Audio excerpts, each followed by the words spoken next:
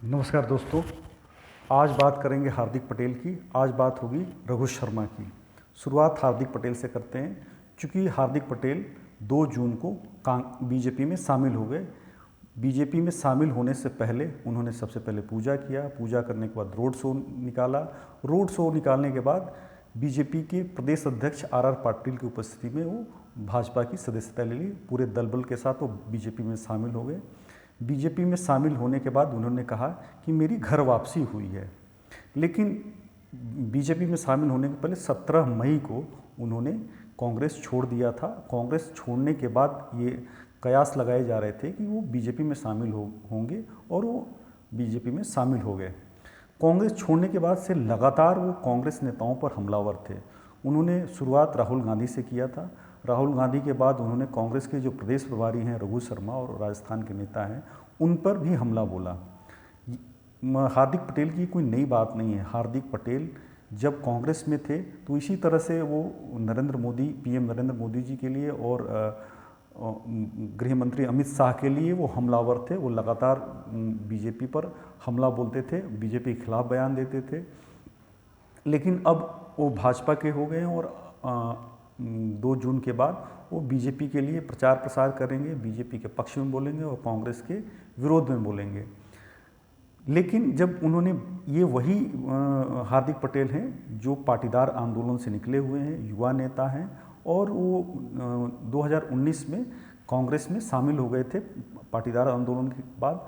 और कांग्रेस में शामिल होने के बाद कांग्रेस ने उन्हें कार्यकारी अध्यक्ष बनाया था और कांग्रेस को में एक लग रहा था कि ये कांग्रेस के लिए आगे चल के एक बड़े नेता साबित होंगे। लेकिन महज 2-2.5 साल में हार्दिक पटेल कांग्रेस छोड़कर बीजेपी में शामिल हो गए। लेकिन कांग्रेस छोड़ने के बाद वो जिस तरह से हमलावर थे कांग्रेस पर, वो चौंकाने वाली बातें हैं। क्योंकि जिस राहुल गांधी ने उन्हें कार्यकारी अध्यक्ष बनाया उसी पर वो लगातार हमला बोल रहे थे। और फिर बाद में वो कांग्रेस के जो प्रदेश प्रभारी हैं रघु शर्मा पर भी उन्होंने हमला बोला। रघु शर्मा के लिए हार्दिक ने कहा कि रघु शर्मा राजस्थान के सीएम अशोक गहलोत और पूर्व डिप्टी सीएम सचिन पायलट के बारे में बुराइयां करते हैं। उन्हें उनके बारे में हार्दिक पटेल ने कहा कि रघु शर्मा पार्टी की मीटिंग्स में और ऑफिस में ये कहा करते थे कि अशोक गहलोत और सचिन पायलट ने राजस्थान में एक ऐसा माहौल बना दिया है कि 2023 के विधानसभा चुनाव में पार्टी को 15 से 20 सीटें भी आनी मुश्किल है। तो पटेल के इस बयान के बाद राजस्थान की सियासत में खलबली मची हुई है और राजस्थान में हर कोई हार्दिक पटेल के बयान को सुन रहा है, पढ़ रहा है, देख रहा है, बार बार देख रहा है। ट्विटर पे, फेसबुक पे और इंस्टाग्राम पे उनके जो बयान है वो वायरल हो रहे हैं और इसको लेकर सियासी गलियारों में, ब्यूरोक्रेसी में, कांग्रेस कार्यकर्ताओं में, बीजेपी कार्यकर्ताओं में इसकी चर्चा हो रही है। और बीजेपी इसका आने वाले विधानसभा चुनाव में फ़ायदा भी उठाएगी।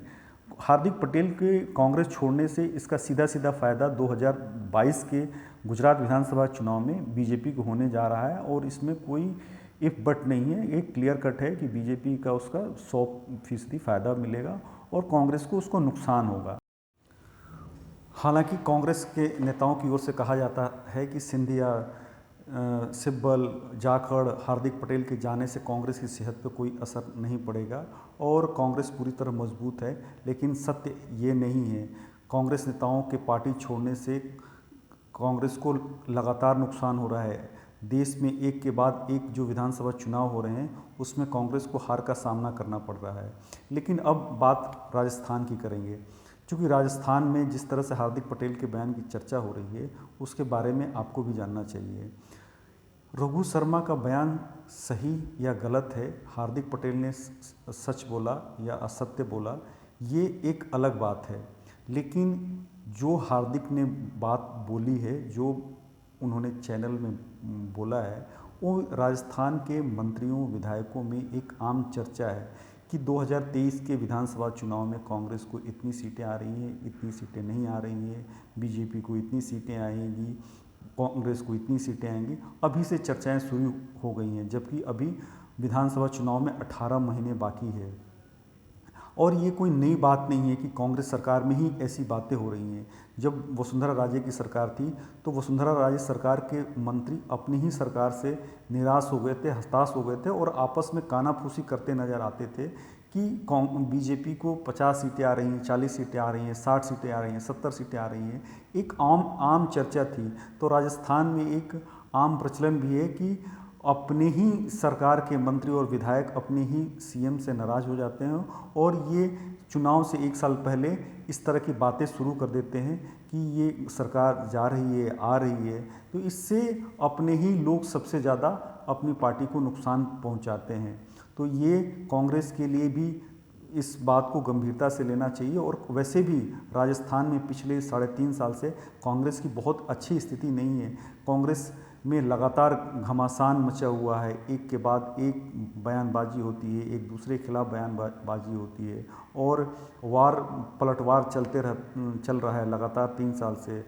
इससे जनता में कांग्रेस को लेकर बहुत निगेटिविटी पैदा हो गई है।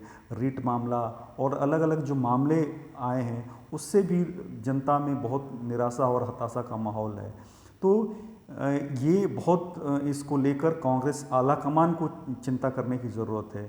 इसका जिस तरह से ये कांग्रेस में लगातार गुटबाजी हो रही है उसका फ़ायदा सीधे सीधे तौर पे बीजेपी को मिलना तय है और आने वाले विधानसभा चुनाव में इसके नतीजे भी देखने को आपको भी मिलेंगे और हमको भी मिलेंगे। आज के लिए इतना ही। धन्यवाद। नमस्कार।